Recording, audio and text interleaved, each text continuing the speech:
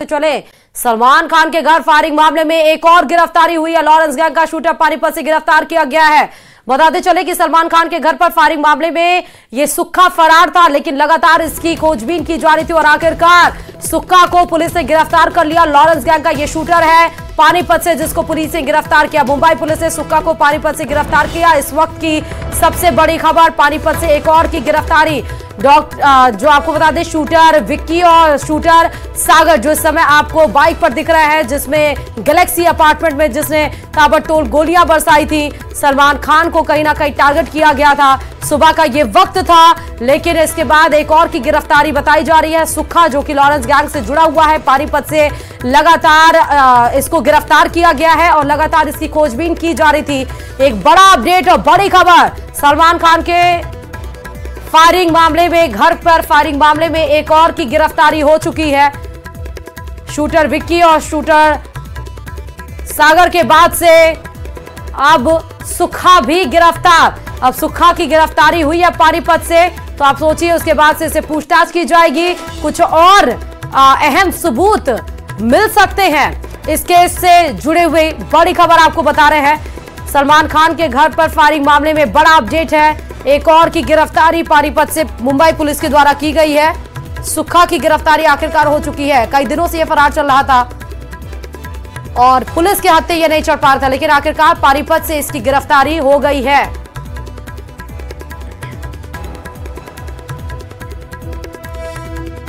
तो मुंबई पुलिस ने सुक्खा को गिरफ्तार किया। बताते चले, सलमान खान के घर पर जो गैलेक्सी अपार्टमेंट है, सुबह के वक्त कई दिनों से रैकी की जा रही थी।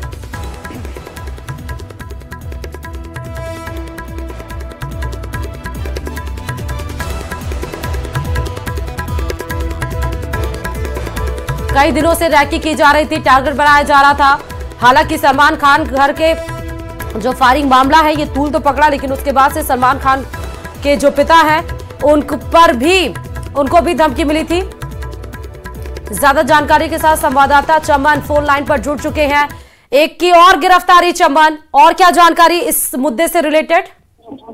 जी देखिए, महाराष्ट्र पुलिस ने हरियाणा के सोनीपत से जो है कल देर रात जो था सुक्खा नाम का जो गैंगस्टर था, जिसने सलमान खान के घर पर जो फायरिंग करी थी, उस मामले में वो फरार था, उसे देर रात जो था गिरफ्तार करके जो है मुंबई पुलिस जो अपने साथ मुंबई ले गई है। अब सुक्खा से पूछताछ होगी कि जिस तरह से बाबा सदीकी हत्या मामले में हरियाणा के कैथल के ही रहने वाले एक लड़के का नाम आया था और उसे गिरफ्तार भी मुंबई पुलिस ने कर लिया है, क्योंकि उसकी जो इन्वॉल्वमेंट थी बाबा सदीकी हत्या मामले में इसलिए अहम मानी जा रही है क्योंकि उसी ने जो था बाबा सदीकी पे जो था गोलियां मारकर हत्या कर दी थी। और उसी मामले को लेकर अब जो सुक्खा है वो पानीपत का रहने वाला था और उसने पिछले दिनों मुंबई में सलमान खान के घर पर जो था फायरिंग की थी और सलमान खान के पिता को भी जो था धमकी दी थी। अब इसी मामले को लेकर मुंबई पुलिस को जो थे अहम सुराग मिले थे और पानीपत के एरिया में ये रहता है सुक्खा, और उसे देर रात जो था पानीपत और मुंबई पुलिस ने जो था गिरफ्तार करके अभी अपने साथ ले गई है। और उससे अब पूछताछ होगी कि अब उसने हरियाणा में किस तरह से लॉरेंस के जो गुर्गे हैं उनके साथ और किस तरह से उसकी इन्वॉल्वमेंट है, और बाबा सदीकी हत्या मामले में उसकी की भी इसमें जांच की जाएगी। बिल्कुल सही कहा चमन, क्योंकि गुरमेल जो शूटर था वो भी हरियाणा का था, सुक्खा भी पानीपत से आया है, तो दोनों ही केस में लीड इंफॉर्मेशन कहीं ना कहीं सुक्खा दे सकता है। चमन, एक बात और बताइए कि सुक्खा को देर रात गिरफ्तार किया गया है, अभी आगे प्रोसीजर क्या होगा? उसे पूछताछ किया जाएगा, कोर्ट में पेशी होगी, क्या कुछ होगा?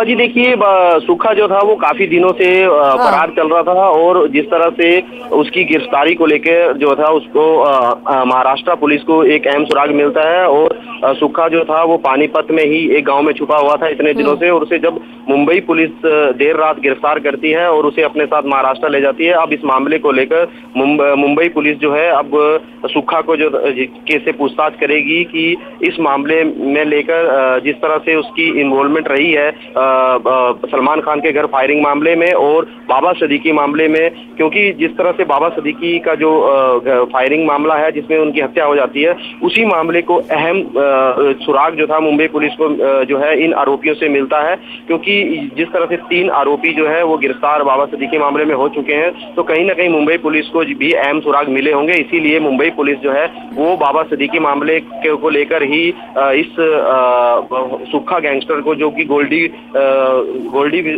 जो लॉरेंस बिश्नोई का खास दुर्गा जो है फिलहाल जो है माना गया है, और उसी के कहने पर जो है इन्होंने जो है मुंबई में जो है फायरिंग करी।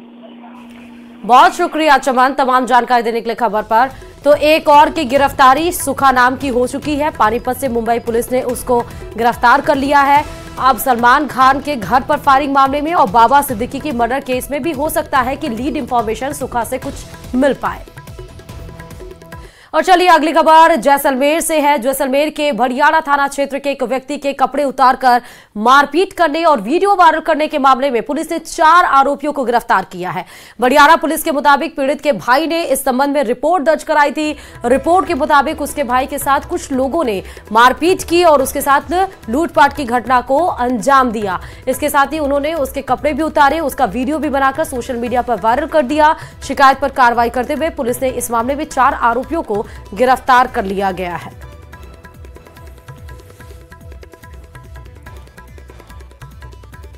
और जयपुर से बड़ी खबर है। राजस्थान पुलिस एसआई भर्ती परीक्षा पेपर लीक केस में आज 4 ट्रेनी सब इंस्पेक्टर की कोर्ट में पेशी होगी। बताते चले कि 7 दिन की रिमांड इनकी पूरी हो चुकी है और 7 दिन की रिमांड पूरी होने पर आज कोर्ट में पेश किया जाएगा। दोपहर 12 बजे से करीब 2 बजे के बीच में कोर्ट में पेशी होगी। एसओजी करेगी और एसओजी में दलीलें दी जाएंगी। आज कोर्ट में एसओजी की तरफ से जो 4 ट्रेनी सब इंस्पेक्टर गिरफ्तार किए गए थे एसआई पेपर लीक में, और उसके बाद से दलीलें देने के बाद देखना होगा कि क्या रिमांड की अवधि और बढ़ाने की मांग की जाती है एसओजी की तरफ से, या कार्रवाई 7 दिन की रिमांड में पूरी हो गई है। जो सवाल पूछ रहे थे वो एसओजी अगर संतुष्ट हो गई होगी तो आज कोर्ट से इन्हें सीधे जेल भेजा जाएगा। आप देखिए कि क्रम जो है, संख्या है एसआई पेपर लीक के, इसको वो लगातार बढ़ती चली जा रही है। 7 दिन की रिमांड पे 4 ट्रेनी सब इंस्पेक्टर जो गिरफ्तार किए गए थे उनकी अवधि ये पूरी हो गई है। दोपहर 12 बजे से 2 बजे के बीच में एसओजी की तरफ से इन चारों एसआई को कोर्ट में पेश किया जाएगा।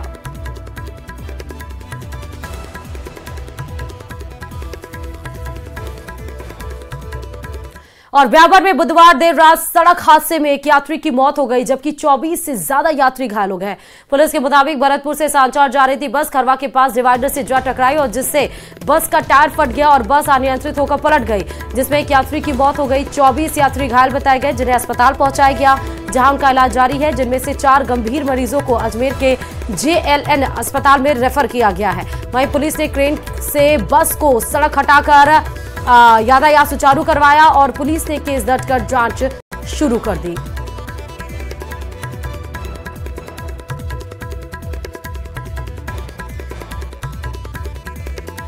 और चलिए कोटा से बड़ी खबर आपको बताते चले, जहां शास्त्री नगर में छात्र ने सुसाइड किया है। यूपी का रहने वाला है ये मृतक छात्र आशुतोष, जिसे सुसाइड किया है। पुलिस ने मृतक परिजनों को सूचना भी दे दी है। शव को MBS अस्पताल में रखवा दिया गया है। दादाबाड़ी थाना पुलिस जांच में जुट गई है। तो यूपी का रहने वाला छात्र आशुतोष, जिसने कोचिंग नगरी कोटा में सुसाइड किया है, पुलिस पहुंच चुकी और शव को बरामद करके मोर्चे में रखवा दिया गया है। पुलिस के द्वारा घर वालों को सूचित भी कर दिया गया है। बड़ी खबर, लगातार जो सिलसिला है कोचिंग नगरी कोटा में वो अभी भी थम नहीं रहा है सुसाइड का। अब छात्र क्या डिप्रेशन में था, किसी प्रेशर में था, क्यों इसने सुसाइड किया, ये फिलहाल कार्रवाई का विषय है। राजस्थान में 7 सीटों पर उपचुनाव की घोषणा हो चुकी है, जिसके साथ अब दावों का सिलसिला भी तेज हो गया है। बीजेपी हो या फिर कांग्रेस, दोनों ही क्लीन स्वीप की बात कर रहे हैं। लेकिन 23 नवंबर को आने वाले उपचुनाव के नतीजे तय करेंगे कि किसके दावों में कितना है दम। देखिए रिपोर्ट।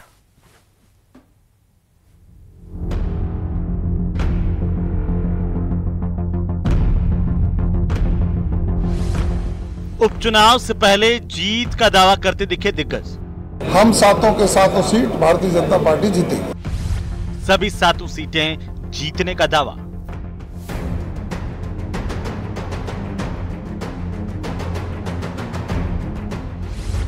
तेईस नवंबर को होगी तस्वीर साफ।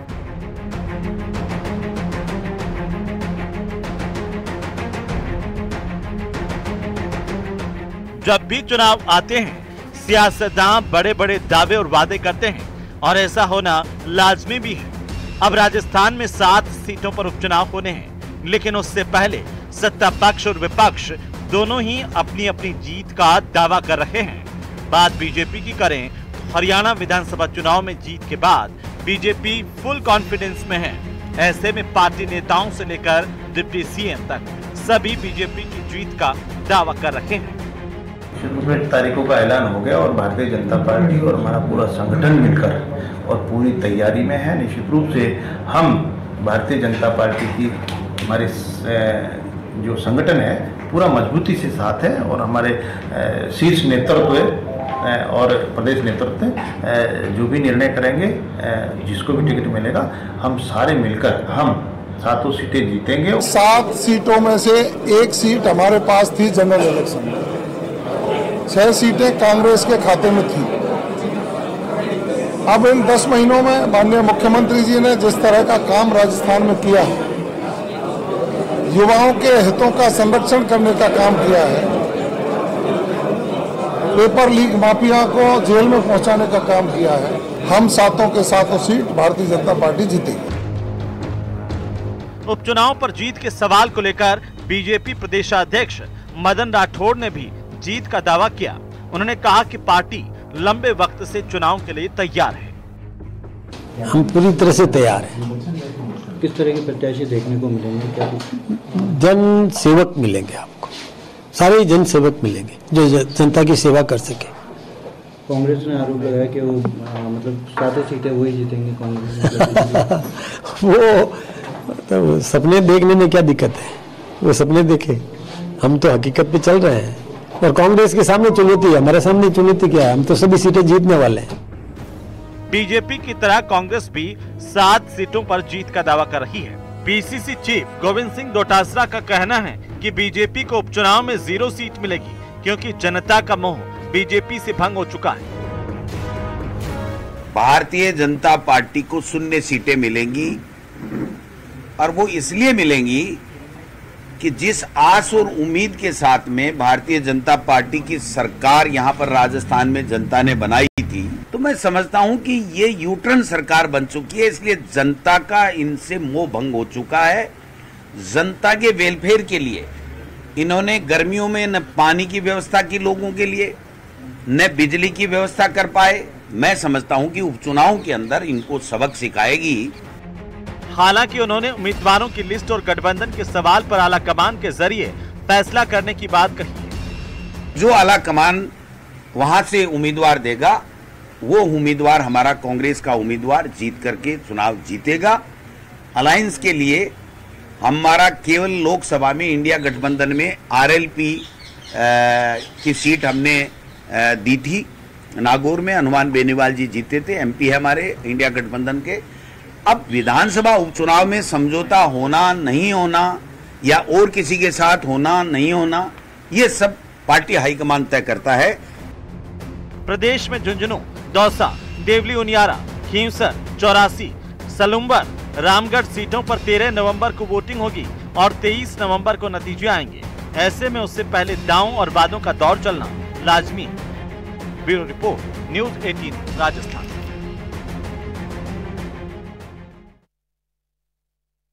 और बड़ी खबर आपको जयपुर से बताते चले, जहां जयपुर में रेजिडेंट डॉक्टर्स की हड़ताल पिछले 10 दिनों से जारी है, जिससे मरीजों और उनके परिजनों को भारी परेशानियों का सामना करना पड़ रहा है। बताते चले कि आज भी आरयूएचएस के रेजिडेंट ने इलेक्टिव सर्विस बहिष्कार करने का ऐलान किया है, जबकि रेजिडेंट डॉक्टर ने कल से संपूर्ण कार्य बहिष्कार की चेतावनी दे दी है। तो बड़ी खबर आपको बता रहे हैं, इलेक्टिव सर्विस बहिष्कार करने का ऐलान कर दिया है। रेजिडेंट डॉक्टर्स ने कल से ही संपूर्ण कार्य बहिष्कार की चेतावनी दी है। इधर चिकित्सा मंत्री गजेंद्र सिंह खींवसर साफ तौर पर बोल रहे हैं कि ऐसी डिमांड नहीं करनी चाहिए, और हर कुछ दिन के बाद रेजिडेंट डॉक्टर्स ऐसी डिमांड लेकर चले आते हैं, जिनको मानना कहीं ना कहीं विभाग के लिए भारी पड़ जाता है। रबड़ को इतना भी मत खींचिए कि वो टूट जाए, और इस पर भी कमेंट आया है, इसका रिएक्शन आया रेजिडेंट डॉक्टर्स का। लेकिन आप देखिए कि कोटा जैसे बड़े जिले में, चाहे जयपुर हो, उसमें अगर रेजिडेंट डॉक्टर्स कार्य बहिष्कार करेंगे तो उसका जो लॉस है वो किसको भुगतना पड़ेगा, उसका खामियाजा वहां पर जो हॉस्पिटल्स में जो आते हैं पेशेंट्स उनको भुगतना पड़ा और इसका कहीं ना कहीं जो खामियाजा है वो भुगत भी रहे हैं। लगातार वो अस्पताल में लाइन में खड़े रहते हैं लेकिन कोई भी डॉक्टर्स नहीं रहते हैं। तो वहीं रेजिडेंट डॉक्टर्स की हड़ताल पर चिकित्सा मंत्री खींवसर का बड़ा बयान सामने आया है। जैसा हमने आपको बताया कि साफ तौर पर उन्होंने कहा कि 6 महीने में आ जाती है इनकी डिमांड, सरकार के पास टैक्स पेयर्स का पैसा है। सुनिए जरा और क्या कुछ कहा है चिकित्सा मंत्री ने। रेजिडेंट डॉक्टर्स को सोचना चाहिए कि ऐसे अगर ये बार बार धक्का देते रहे तो फिर क्या है कि रस्सी टूट जाएगी। हम उदार दिल से सोचेंगे, हम फेयरली सोचेंगे, पर ये रस्सी न तोड़े, क्योंकि क्या है कि अगर बहुत ज्यादा ये बढ़ गया तो फिर हमें दूसरे रास्ते, दूसरे रूट्स ढूंढने पड़ेंगे और वो क्या होगा कि उनके लिए भी अच्छे नहीं होंगे और हमारे लिए भी अच्छे नहीं होंगे। अब आप देखिए 6 महीने में कितनी बारी मांगे कर ली हैं। अब सरकार जो है ये पैसा तो टैक्स 7 विभागों के अनेक प्रकरणों पर आज विचार हुआ और मैं आपको बताऊं कि मुख्य रूप से जो प्रकरण आ रहे हैं भूमि आवंटन के आ रहे हैं, उद्योग प्रयोजनार्थ भी है, सामाजिक प्रयोजनार्थ भी है और किसी प्रयोजनार्थ भी है। हमने बहुत परिश्रम किया है, बहुत हमारी मीटिंग्स हुई हैं।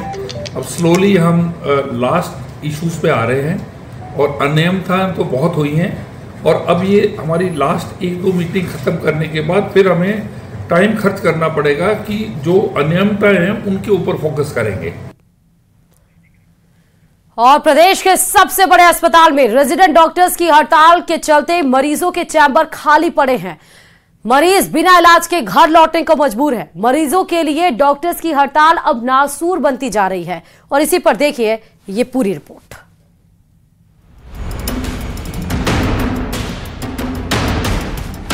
रेजिडेंट डॉक्टर्स की हड़ताल,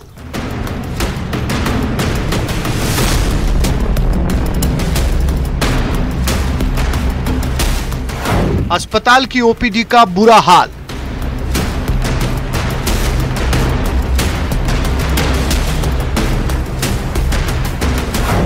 डॉक्टर्स के चैम्बर हैं खाली,